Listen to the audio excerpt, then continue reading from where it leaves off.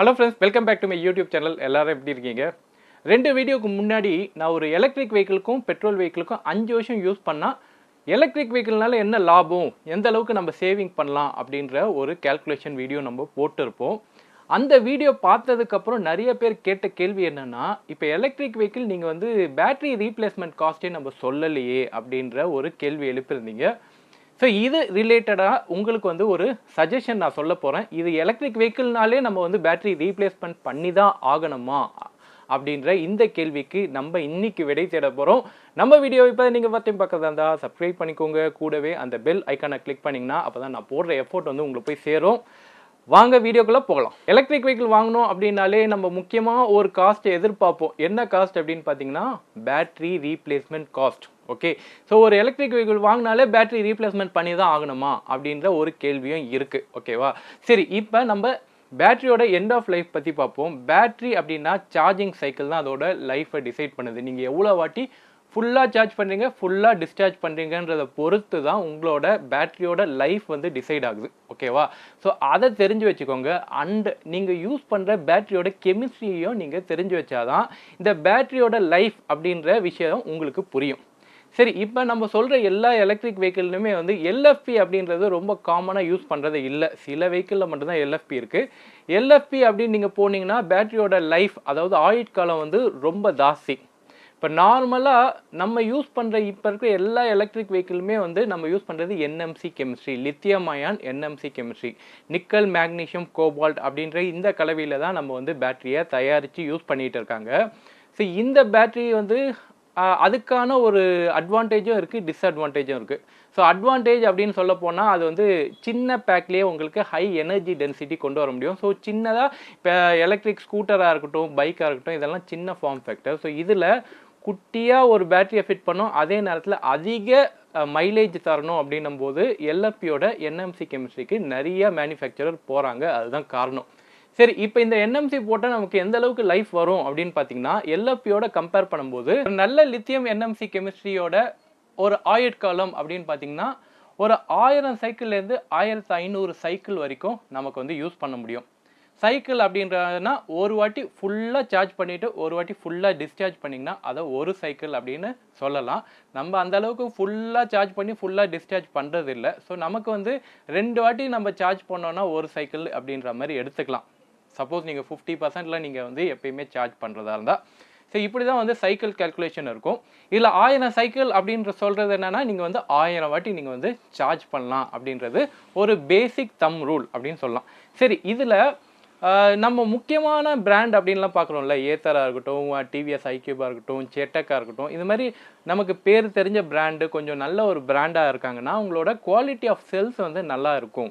உதாரணத்துக்கு ஏத்தரோட செல்லுமே பார்த்தீங்கன்னா அவங்களாம் வந்து டிசி சார்ஜிங் சப்போர்ட் கொடுக்குறாங்க. ஸோ டிசி சார்ஜிங் சப்போர்ட் கொடுக்கும்போது ஆல்மோஸ்ட் செல்லோட குவாலிட்டி வந்து நல்லா இருந்தால் தான் அந்தளவுக்கு டிசி சார்ஜிங்லாம் அது சப்போர்ட்டே பண்ணும். ஓகேவா, அப்படி இருக்கும்போது ஏத்தர் செல்லை ஒரு உதாரணத்துக்கு எடுத்துக்கும் போது நம்ம வந்து 1000 சைக்கிள் நம்ம வந்து எதிர்பார்க்க முடியும் அப்படின்னு சொல்லலாம்.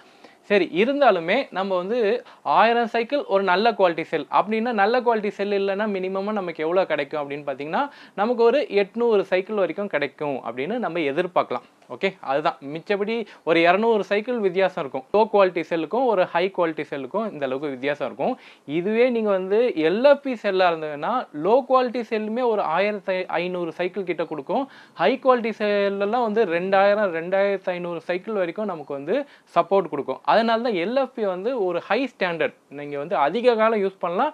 அண்ட் என்எம்சி செல்லோட கம்பேர் பண்ணும்போது அது வந்து அதிக லைஃப் கொடுக்கும் அப்படின்றது அதோட பேசிக் பிரின்சிபிள். ஏன்னா அதோட ஹீட் ரேஷியோ இருக்குல்ல, அது ஹீட்டை வந்து அப்சர்வ் பண்ணுறதே கம்மியாக இருக்கும்.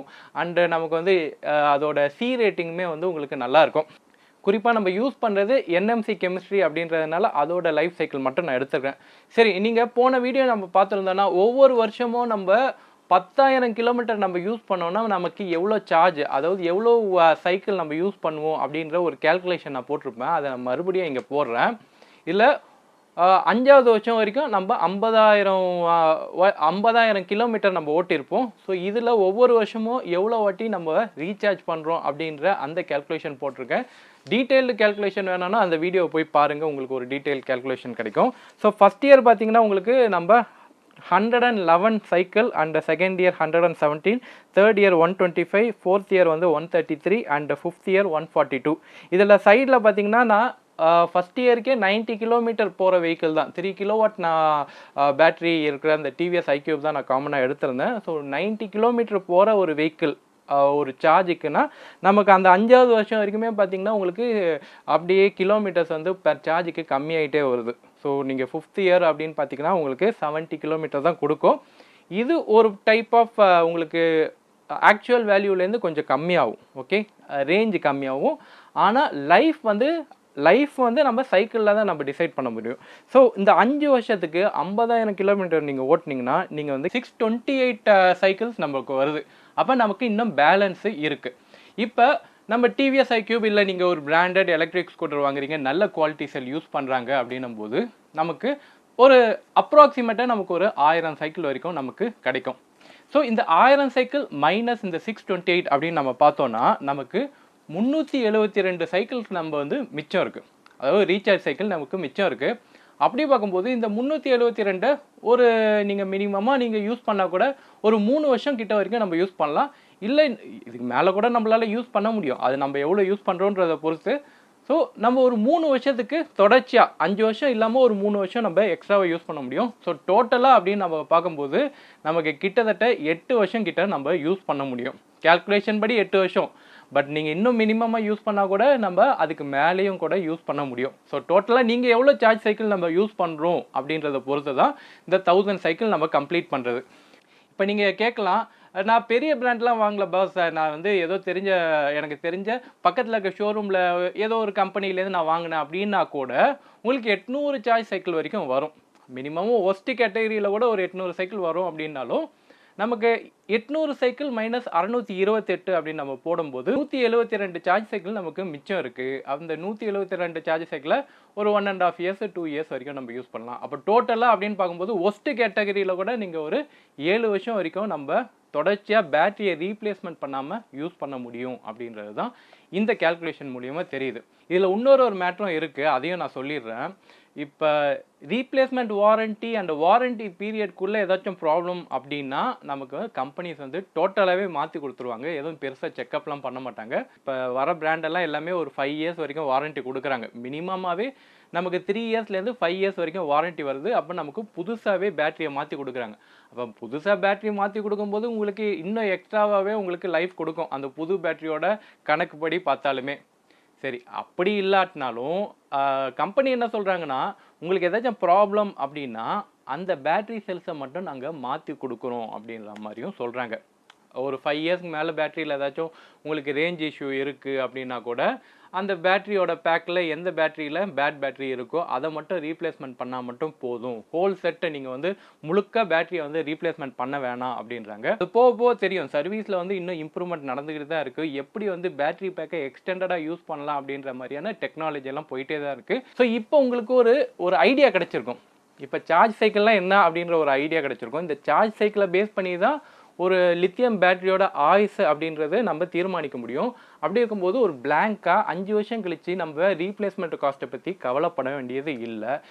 நீங்கள் 10 வருஷம் நீங்கள் தொடர்ச்சியாக யூஸ் பண்ணிங்கன்னா நீங்கள் போட்ட காசு நீங்கள் ஆல்ரெடி ஒரு 5 வருஷத்துலேயே நீங்கள் வந்து எடுத்துகிட்டு இருப்பீங்க. அதுக்கப்புறம் போனால் உங்களுக்கு எல்லாமே லாபம் தான். ஸோ அப்படி பார்க்கும்போது பேட்ரி வெஹிக்கிளில் உங்களுக்கு நீங்கள் வாங்கின காசு ரிட்டர்ன் ஆகிடுது. அதுக்கப்புறம் வந்து நீங்கள் ஃபுல்லாக அந்த பேட்ரி டெட் ஆகிற வரைக்கும் நீங்கள் யூஸ் பண்ண போகிறீங்க அப்படின்னா உங்களுக்கு அதுக்கு மேலேயும் லாபம் கொடுத்துட்டு தான் அந்த வண்டி வந்து சத்துப்போ போகுது. ஓகேவா? அதுக்கப்புறம் என்னென்னா பேட்டரி உங்களுக்கு ரீப்ளேஸ்மெண்ட் பண்ணுற மாதிரி இருக்கும். அது தேவையா இல்லையா, இல்லை நீங்கள் கம்பெனிகிட்டே அதை வந்து ரீப்ளேஸ்மெண்ட் கொடுத்துட்டு ஒரு புது எலக்ட்ரிக் வெஹிக்கிள் வாங்கிக்கலாம். அதை நீங்கள் புதுசாக ஒரு பேட்டரி வாங்கணும் அப்படின்ற அவசியம் இல்லை. 10 வருஷத்துக்கு அப்புறம் அப்படின்னு பார்க்கும்போது டெக்னாலஜியும் வளர்ந்துருக்கும். உங்களுக்கு எலக்ட்ரிக் வெஹிக்கிள்லேயே உங்களுக்கு நிறைய ஆப்ஷன்ஸ் கிடைக்கும். ஸோ அப்போ எந்த பிராண்டில் நல்லா இருக்கோ 10 வருஷம் கழித்து நீங்கள் டிசைட் பண்ணிக்கலாம். ஸோ அதுதான் என்எம்சி பேட்டரியை பற்றி நான் சொல்கிறது. இன்னும் எல்எஃப்பி பேட்டரி அப்படின்னு பார்த்தீங்கன்னா நீங்கள் ஒரு 15 வருஷம் வரைக்கும் சாலிடாக யூஸ் பண்ண முடியும். அதே நல்ல குவாலிட்டி செல் யூஸ் பண்ணுறதா இருந்தால். அண்டு இதுலேயுமே நான் சொல்கிறேன், பேர் சார்ஜுக்கு நான் சொன்னேன் இந்த 3 கிலோவாட் பேட்டரி வச்சு தான் நான் சொன்னேன். இதுலேயே நீங்கள் வந்து இன்னும் ஹை குவாலிட்டியில் இன்னும் அதிக ரேஞ்ச் இருக்கிற பேட்டரி நீங்கள் யூஸ் பண்ணுறீங்கன்னா அனாவசியமாக நீங்கள் வந்து ஒரு 10 வருஷத்துக்கு மேலேயே நீங்கள் யூஸ் பண்ண முடியும். ஈவன் நீங்கள் வந்து என்எம்சி பேட்டரி யூஸ் பண்ணுறதா இருந்தால். ஸோ இப்போ உங்களுக்கு வந்து ஒரு டவுட் கிளியராக இருக்கும். என்எம்சி பேட்டரியை வந்து நம்ம 5 வருஷத்துக்கு மேலே யூஸ் பண்ணலாமா வேணாமா அப்படின்ற ஒரு சிம்பிளாக நீங்கள் இந்த கேட்ட கேள்விக்கு தான் இவ்வளோ பெரிய எக்ஸ்ப்ளனேஷன். ஸோ இது இன்னமும் புரியல அப்படின்னா நீங்கள் வந்து அந்த டவுட்டை வந்து சொல்லுங்கள். உங்கள் டவுட்டை கிளாரிஃபை பண்ணுறது தான் என்னோட கடமை. ஐ ஹோப் இந்த வீடியோ வந்து ஒரு பயனுள்ள தகவலை தந்திருக்கும் அப்படின்னு நினைக்கிறேன். இந்த வீடியோ பிடிச்சிருந்தா லைக் பண்ணுங்கள், ஷேர் பண்ணுங்கள், அண்ட் மறக்காமல் சப்ஸ்கிரைப் பண்ணுங்கள். See you on next video. Until then, bye bye from Divakar. Bye bye.